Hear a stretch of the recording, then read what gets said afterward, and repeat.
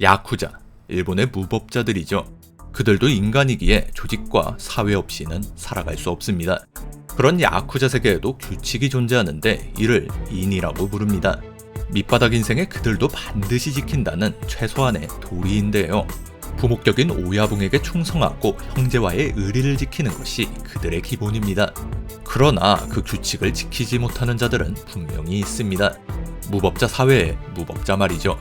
오늘 주인공은 그 중에서도 최악의 망나니로 꼽히는 인물이에요.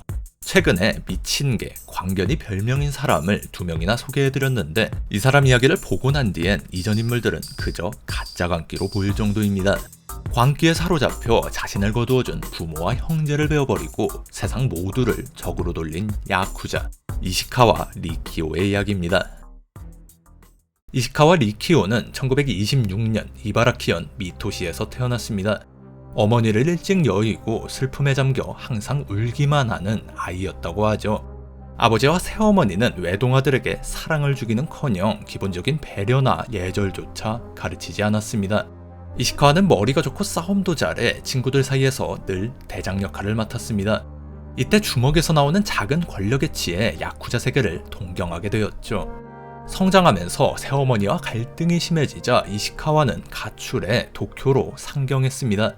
신주쿠역 근처에서 싸움을 일삼으며 방황하던 그는 지역 야쿠자 와다 카오루의 눈에 띄어 그에게 거두어졌습니다. 와다구미의 조직원이 되었죠. 이때 겨우 16살의 나이였어요. 이시카와는 유년 시절 받지 못했던 사랑과 돌봄을 의제적 가족관계로 구성된 야쿠자 세계에서 처음으로 느끼게 됩니다.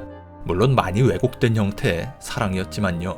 그는 조직의 애정에 보답하고자 항상 의욕적으로 공을 세우려 노력했습니다. 1943년 이시카와는 오야붕 와다를 비방하던 한 야쿠자를 공격해 하코다테 소년구치소에 수감됩니다.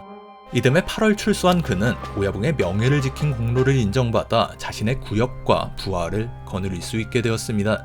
이시카와는 와다 오야붕을 깊이 존경했고 그 역시 부하들에게 존경받는 형님이 되었죠. 태평양 전쟁 기간 도쿄의 주요역 주변에는 공습으로 인한 화재와 혼잡을 막기 위해 피난 공터가 형성되었습니다. 일본의 패망 후 이 공터들의 암시장이 들어서기 시작했습니다. 그 중에서도 신주쿠는 처음으로 조직적인 암시장이 형성된 곳으로 종전 5일째의 첫 장이 열렸습니다. 이시카와가 모시는 와다 카오루는 초기 암시장에 뛰어든 두목 중 한 명으로 불법이었지만 경찰과 공무원들의 묵인하에 당당히 장사했어요. 이런 암시장을 둘러싼 이권 다툼이 격화되면서 와다구미 행동대장 이시카와의 폭력성도 나날이 발전했습니다. 그는 일본의 패망 이후 기세가 등등해진 외국계 조직을 공격하며 처음엔 자국민들에게 인기를 얻었지만 점차 같은 일본 조직과도 충돌하면서 나쁜 평판을 얻었습니다. 심지어는 같은 와다구미 구성원들과도 자주 다투었죠. 끝없는 폭력으로 이시카와의 정신은 점차 피폐해졌습니다. 그는 심한 피해망상에 시달리며 일이 자기 뜻대로 이루어지지 않으면 주변을 의심하고 과격한 행동을 벌였습니다. 그의 돌발 행동 때문에 동맹 조직과 전쟁까지 여러 번 벌어질 뻔했어요. 지나친 폭력성에 질려 와다구미 내부에서도 점차 이시카와를 멀리하기 시작했습니다. 그런 날들이 계속되던 중 이시카와가 한 도박판에서 또다시 난동을 일으키는데요. 이시카와의 성격을 잘 아는 도박 주최자는 그를 부드럽게 타일렀지만 이시카와는 과민 반응하며 주최자에게 과격한 보복을 가했습니다. 문제는 그 주최자가 바로 이시카와가 모시는 와다 오야붕의 형님뻘인 사람이라는 점이었어요. 와다는 이 문제를 결코 가볍게 여기지 않았고 이시카와를 마구 폭행했습니다. 맞아도 할 말 없는 상황이었지만 이시카와는 반성하기는커녕 오히려 오야붕을 향한 적개심을 품게 됩니다. 1946년 10월 이시카와는 오야붕이 나를 돌봐주지 않는다며 와다구미 사무소에 침입해 난동을 부리고 도망쳤습니다. 당연히 조직원들이 그를 추격했는데 이시카와는 이를 오야붕이 자신을 완전히 버린 것으로 해석하고 와다의 집으로 곧장 쳐들어갔습니다. 그는 당황하는 오야붕을 향해 날카로운 일본도를 휘둘렀고 곧바로 자신이 저지른 일에 놀라 황급히 탈환했어요. 필사적으로 저항한 와다 카오루는 겨우 목숨을 건졌지만 이때 부상으로 평생 다리를 절게 되었습니다. 이니 어질고 의로운 것, 야쿠자들이 가장 중요시한다는 덕목인데요. 물론 그들이 진정한 의미의 인의를 지닌 사람들은 아닐 테고 보통 야쿠자 세계의 예절 혹은 규율을 인의라고 말합니다. 국가의 법률을 밥 먹듯이 여기는 그들조차 반드시 지키는 야쿠자 세계의 헌법 같은 것이죠. 그중 가장 중요한 인의는 오야붕, 꼬붕, 즉 부모와 자식의 관계입니다. 야쿠자 조직에서 부모 역할인 오야붕의 말은 절대적이며 이를 거역하거나 배신하는 행동은 절대 용납되지 않습니다. 이시카와는 배신을 넘어 부모를 직접 빼었으니 죽어도 할 말이 없는 상황에 놓인 거예요. 와다구미 조직원 전원이 페류나 이시카와의 목숨을 노리기 시작했습니다. 이시카와는 아내의 도움으로 겨우 도피를 이어갔고 극심한 불안감에 시달려 잠을 잘 때도 권총을 손에 묻고 있을 정도였습니다. 결국 더 이상 이런 생활을 이어갈 수 없다고 판단해 목숨만이라도 구하기 위해 경찰에 자수했습니다. 그는 상해죄로 징역 1년 6개월을 선고받아 후추 형무소에 수감되었습니다. 하지만 안전하리라 믿었던 형무소도 전혀 안전하지 않았어요. 수감자 중에는 이시카와와 같은 야쿠자가 많았는데 그가 인의를 어긴 페루나라는 소문은 이미 널리 퍼져 있었습니다. 와다구미 소속이 아니더라도 그를 따가운 시선으로 바라봤고 그는 자주 린치 대상이 되었습니다. 목숨이 위태로운 순간도 덜어 있었죠. 이시카와도 결코 가만히 있지 않았어요. 모두를 의심하며 아무에게나 주먹을 휘둘렀습니다.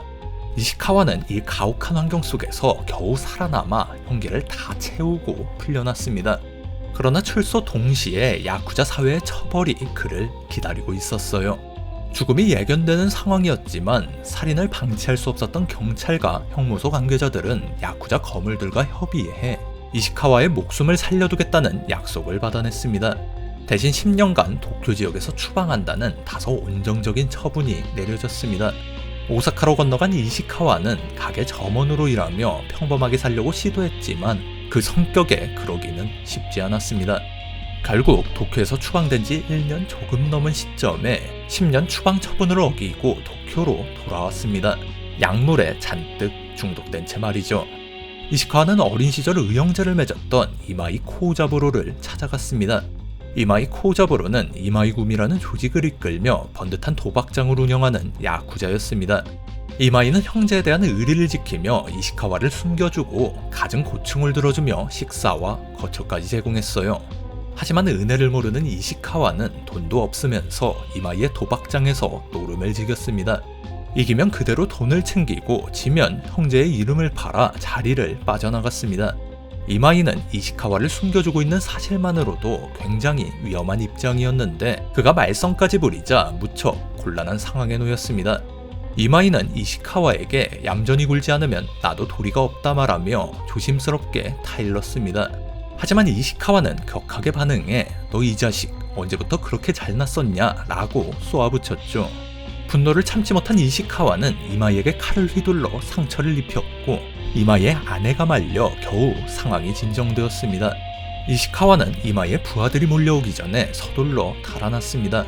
이마이는 이런 배신을 당했음에도 불구하고 보복할 생각은 전혀 없었습니다. 발붙일 곳 없는 이시카와가 얌전히 도쿄를 떠날 거라 믿었죠. 그러나 이시카와는 지독한 피해망상에 사로잡혀 자신을 비호해준 형제가 와다구미에 모든 일을 밀고 하리라 생각했습니다. 이시카와는 이마이의 집으로 침입해 아직 치료 중이던 형제를 권총으로 공격했습니다. 이마이는 현장에서 목숨을 잃었고 그의 아내도 중상을 입었어요. 이제 공권력과 지하권력 모두 이시카와를 쫓기 시작했습니다. 국가의 법을 어겼으면 물론 야쿠자 세계의 룰까지 완전히 깨버린 이시카와가 더 이상 도망갈 곳은 없었죠. 곧 그의 은신처가 밝혀졌고 경찰과 이마이구미, 와다구미 조직원들이 합심해 그곳을 포위했습니다. 이시카와는 먼저 총을 쏘며 저항했어요. 경찰 측에선 대응 사격했고 무기가 없는 야쿠자들은 돌까지 던져가며 진압을 도왔습니다. 순식간에 총알을 모두 써버린 이시카와는 넋이 나가 총알이 떨어졌어 라고 외친 후 할복을 시도했지만 그마저도 성공하지 못하고 제압당해 체포되었습니다.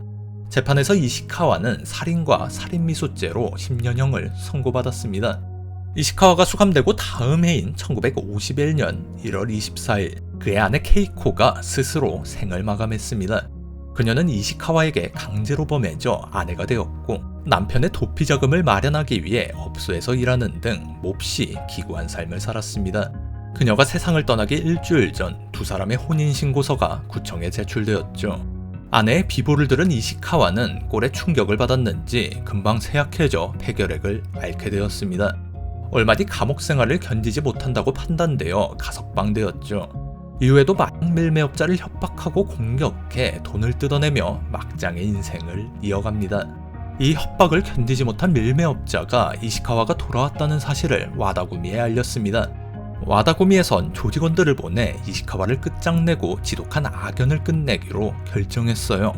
이시카와는 습격자들이 휘두른 칼에 여러 번 맞고 빈사 상태에 빠졌지만 어찌나 끈질긴 목숨인지 이번에도 살아남아 치료를 받고 다시 후추 형무소에 수감되었습니다. 그리고 수년이 지난 1956년 1월 24일 이시카와는 아내의 기일에 이불을 말린다는 구실로 형무소 옥상에 올라가 생을 마감했습니다. 30살의 나이였죠. 일설에 따르면 이시카와는 출소 후 와다구미를 향한 복수를 꿈꿨으나 병으로 쇠약해진 몸 때문에 목표를 이룰 수 없다는 절망감에 삶을 포기했다고 전해집니다. 그가 톡방에 남긴 유서에는 이런 말이 적혀 있었습니다. 얼마나 우스운가 30년의 바보짓거리. 이시카와는 생전 자신의 삶을 풍선으로 표현했다고 합니다. 터질 때까지 끝없이 올라가다 결국엔 마지막 체포 전 이시카와는 자기 죽음을 예견한 듯 미리 묘비석을 준비해 두었습니다. 그 묘비에는 이시카와 리키오 자신의 이름, 그리고 자신이 죽인 의형제 이마이 코자부로의 이름과 기일이 새겨져 있었습니다. 측면에는 인이라는 두 글자가 각인되어 있었죠. 인이와는 가장 거리가 먼 남자인 그가 왜 그런 글자를 새겼는지는 여전히 의문으로 남아 있습니다. 와다 카오르는 이시카와를 파문한 이후 그에 대해서 이런 방구도 하지 않았지만 그의 사망 소식을 듣고는 불효자식이라며 중얼거렸다고 전해집니다. 이시카와의 파멸적인 삶은 여러 차례 영화로 제작되었습니다. 오카사쿠 킨지 감독의 이니의 무덤은 야쿠자 영화 중에서도 손꼽히는 작품으로 고평가받았고 크로우즈 제로로 유명한 미케 타카시 감독이 신 이니의 무덤이라는 제목으로 2002년 리메이크까지 했죠. 촬영을 앞두고 영화 관계자들은 이시카와 리키오의 무덤을 찾아 참배했다고 합니다. 요즘도 이시카와의 기일이 되면 소수의 사람이 묘비를 찾아와 그를 기린다고 해요. 감정과 욕망에 휩쓸려 폭주하다 자멸해버린 이시카와 리키오의 삶은 오늘날에도 가장 훌륭한 반면교사로 그 이름이 전해지고 있습니다.